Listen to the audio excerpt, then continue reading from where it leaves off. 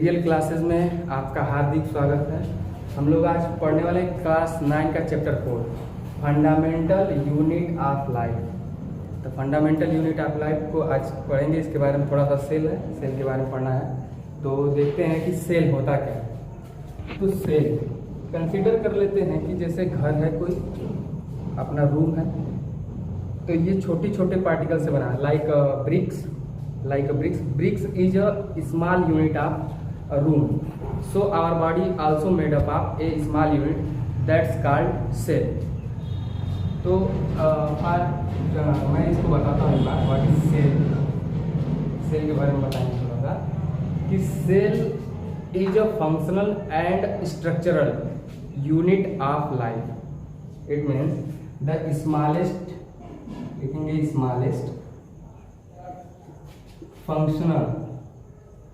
functional and structural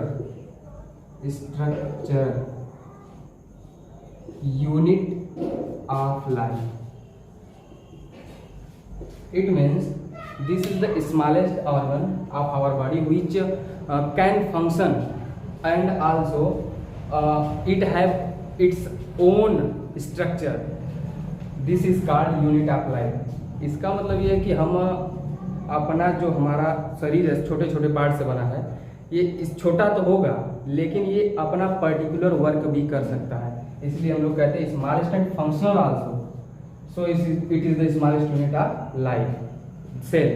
cell discovery के बारे में थोड़ा सा पढ़ेंगे कि सेल डिस्कवरी किसने किया था। तो सेल डिस्कवरी आप देखेंगे आगे। सेल डिस्कवरी पढ़ेंगे हम लोग। Cell discovery what is cell discovery? Cell first discovered by Robert Hooke in 1665। Robert Hooke in 1665। But it is the dead cell, not the live cell. ये इन्होंने सबसे पहले लकड़ी, एक वुड कॉर्क लिया था, वुड कॉर्क, और उसके अंदर क्या किया था, इन्होंने कट करके चेकआउट किया। सेल्फ डिवाइस इनके पास था, जो मैग्नीफाइंग डिवाइस को क्या कर दिया, इन्होंने डिस्कवर किया था और उसके थ्रू इन्होंने देखा था। जब इन्होंने देखा उस स्ट्रक्चर को तो दिखाई दिया इनको कि एक हनी कम होता है, जो मधुमक्खी का छत्ता होता है, एकदम ऐसा स्ट्रक्चर दिखाई दिया था उनको।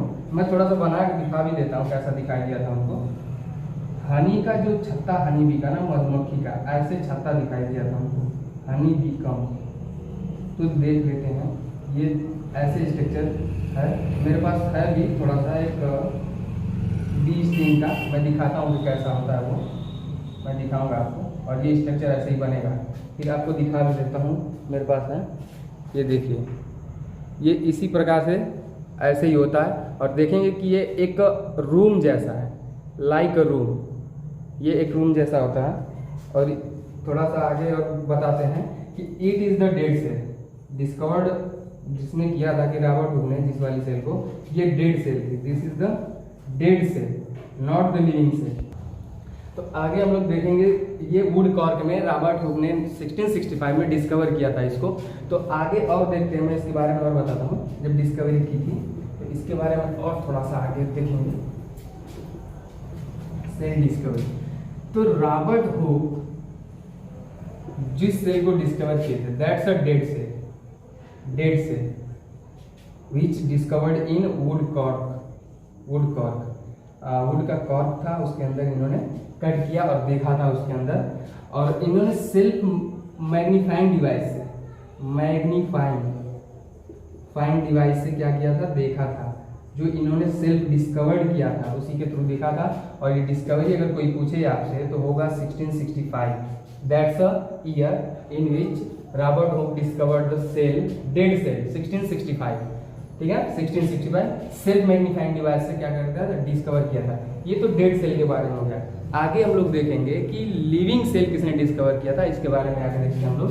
तो living cell discovered by Antonie van Leeuwenhoek in 1674। तो देखते हैं एंटोनी वॉन लीवेनहॉक ने डिस्कवर किया था 1674 में। Living cell, that's a living cell.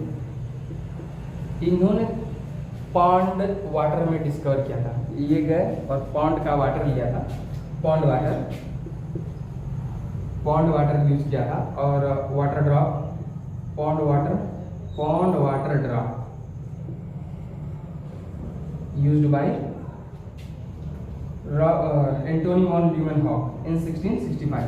Water drop को जब चेक किया माइक्रोस्कोप के थ्रू, तो उसमें देखा कि बहुत ही फ्रीली लिविंग ऑर्गेनिज्म थे जो यूनिसेलुलर थे, यूनिसेलुलर लिविंग ऑर्गेनिज्म इन्होंने देखा था, और इन्होंने उसके बारे में बताया कि ये भी क्या है, जो रॉबर्ट हुक ने 1665 में बताया था वही चीज़ है, but it is living cell like amoeba भी कैसे, लाइक बैक्टीरिया, पैरामीशियम एटसेट्रा। ये यूनिसेलुलर ऑर्गेनिज्म है, these are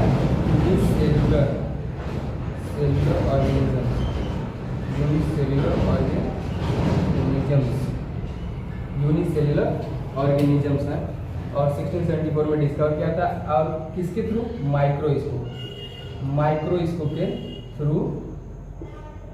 माइक्रोस्कोप के थ्रू इन्होंने क्या किया था, डिस्कवर किया था, जो इन्होंने खुद बनाया था, सेल्फ मेड था इनका, सेल्फ मेड माइक्रोस्कोप है, जिसके थ्रू उन्होंने लिविंग सेल को डिस्कवर किया था। तो बन गया। तो सेल का सम एग्जांपल देखते हैं, कुछ एग्जांपल देखेंगे सेल का। तो सेल के सम एग्जांपल्स है, एग्जांपल्स लिखते हैं हम, example for cell, nerve cell, blood cell, smooth muscle cell,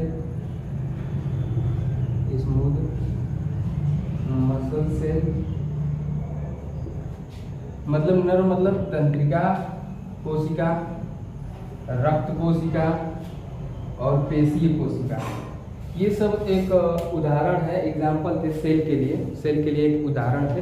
तो मैंने बता दिया आपको कि nerve cell, blood cell, smooth cell. आगे जब हम लोग जाएंगे टिश्यू चैप्टर में, तो उसमें हम आपको बताएंगे कि nerve cell what is blood cell, smooth muscle cell, ये आगे वाले चैप्टर में है, तो उसको पढ़ेंगे। और एक चीज़ थोड़ा सा बता देते हैं आप लोगों को कि आप लोग ये भी बता देते हैं कि कोशिका का अध्ययन, इट मीन्स मतलब सेल स्टडी क्या है, study of cell what is, इसका नाम क्या कहते हैं, किसी का नाम रखते हैं, पर्टिकुलर सब्जेक्ट है। जैसे हम केमिस्ट्री पढ़ते हैं, केमिकल की चीज़ों के बारे में तो केमिस्ट्री कहते हैं, फिजिकल थिंग्स के बारे में पढ़ते तो फिजिक्स होता है, और लिविंग ऑर्गेनिज्म के बारे में पढ़ते हैं तो बायो। इसी प्रकार से सेम लाइक दैट, जब सेल की स्टडी करते हैं, सेल के बारे में पढ़ते हैं, तो उसको क्या कहते हैं, तो study of cell known as cytology. Study of cell is known as cytology कहते हैं स्टडी ऑफ सेल को। कुछ क्वेश्चंस हैं आप लोगों की, इंपॉर्टेंट क्वेश्चन मैं बताता हूँ कि दुनिया, तो सब एग्जांपल्स बोलते हैं, बिगेस्ट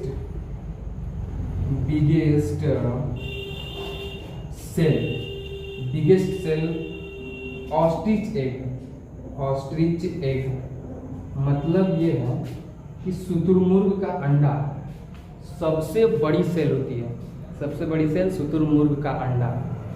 और अगर ह्यूमन बॉडी के बारे में बात किया जाए, मानव शरीर के बारे में, तो मानव शरीर में सबसे बड़ी अगर कहेंगे ह्यूमन बॉडी ले लेते हैं, human body, this is human body.